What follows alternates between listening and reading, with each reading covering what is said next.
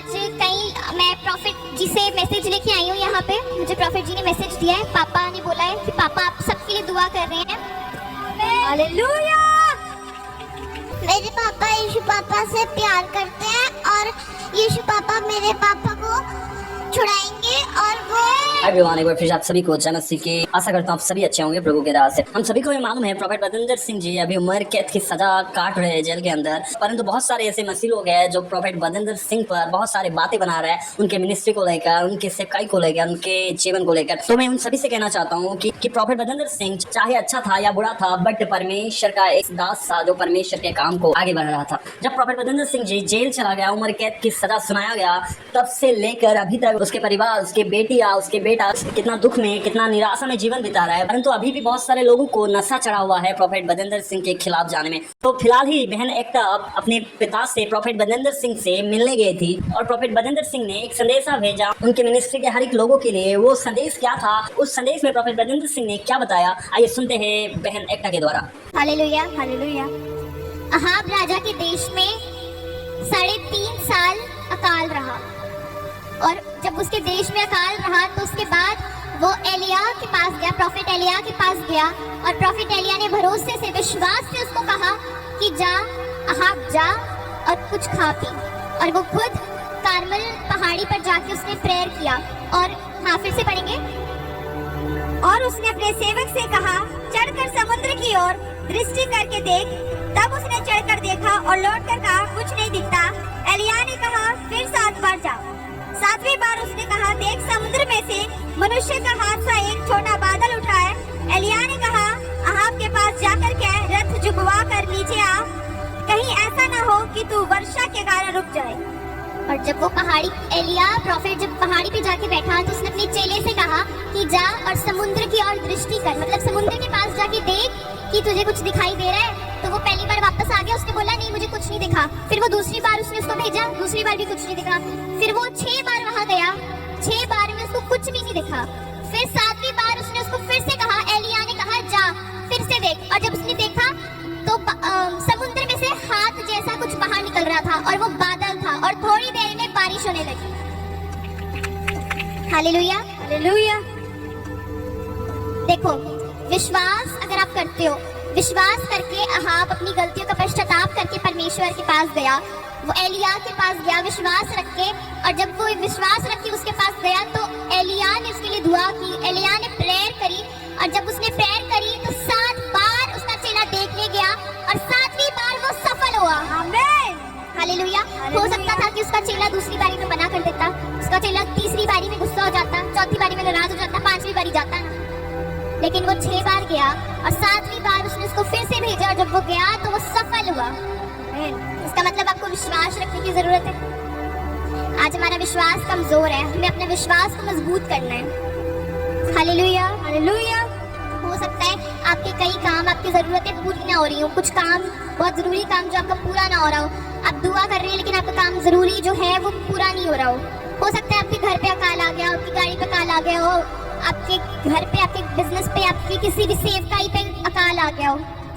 आज आप यीशु मसीह पे विश्वास रख के वचन बोलो कि परमेश्वर तेरा हाथ इतना भी छोटा नहीं कि तू मेरा उद्धार ना कर सके।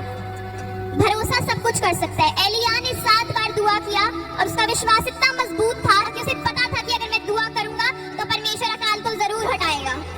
और जब उसने 7 बार दुआ करा तो अकाल सच में हट गया और बारिश होने लगी। हालेलुया। अगर आज आप विश्वास करेंगे तो आपकी हर एक चीज से, हर एक समस्या से दूर हो जाएंगे। अगर आप आज विश्वास कर रहे हो परमेश्वर के ऊपर तो आप सब कुछ जीत जाओगे। आमीन।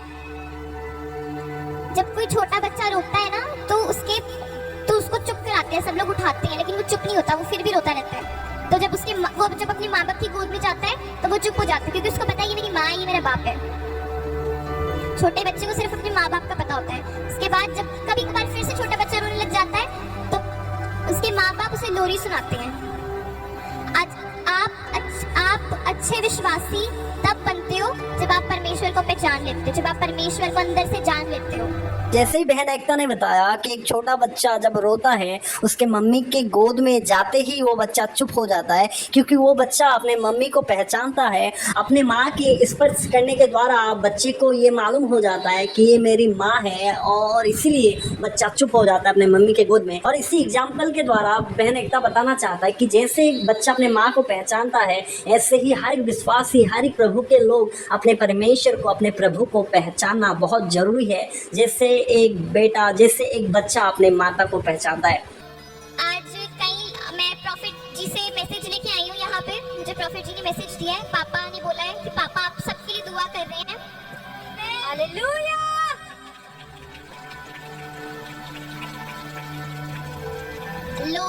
कई लोग भटक गए हैं, लोग बोलते हैं कि पापा नहीं है यहाँ पे, हम तो नहीं आएंगे, जिस दिन पापा आएंगे हम दूसरे दिन आएंगे।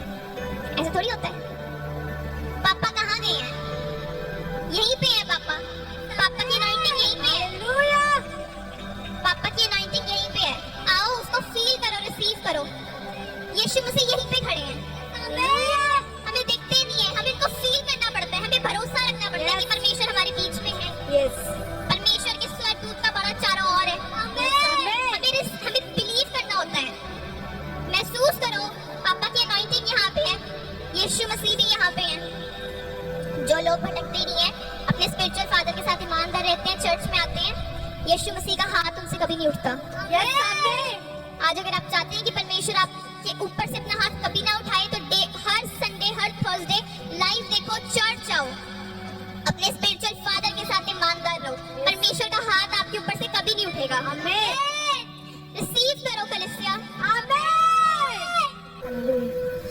मेरे पापा यीशु पापा से प्यार करते हैं और यीशु पापा मेरे पापा को छुड़ाएंगे और वो मेरे पापा को ऊंचे स्थान पे रखेंगे। जब छोटा बच्चा रोता है उसको ऐसे छुड़ाते हैं, लेकिन जब वो बड़ा होता है, लेकिन जब उसको ऐसे छुड़ाते हैं बड़े बच्चे को, लेकिन वो चुप नहीं होता है। लेकिन इसका मतलब है कि छोटे बच्चे में विश्वास है, बड़े बच्चे में विश्वास नहीं है। आप बड़े बच्चे आप विश्वास रखो प्रभु पे। वीडियो को देखने के बाद मैं आप सभी से एक ही बात बताना चाहता हूँ, जैसे आज प्रॉफेट बजेंद्र सिंह के परिवार के बेटे बेटियां परमेश्वर पर अभी तक आशा लगाए रखा है, ये बिलीव है, ये विश्वास है उन लोगों को कि प्रभु यीशु हमारे पिता को जेल से बाहर निकालेगा, फिर से प्रभु यीशु हमारे पिता को ऊंचा करेगा। उसी तरह हमारे जीवन में जितने भी कठिनाई क्यों ना हो, हमें ये विश्वास रखना है अपने परमेश्वर पर कि हमारा परमेश्वर सामर्थ्य है हर एक मुसीबत, हर एक समस्या से हमें बाहर निकालने के लिए। तो आज के वचन को इसी संदेश के द्वारा खत्म करते हैं। प्रभु इस वचन के द्वारा आप सभी को आशीष करे।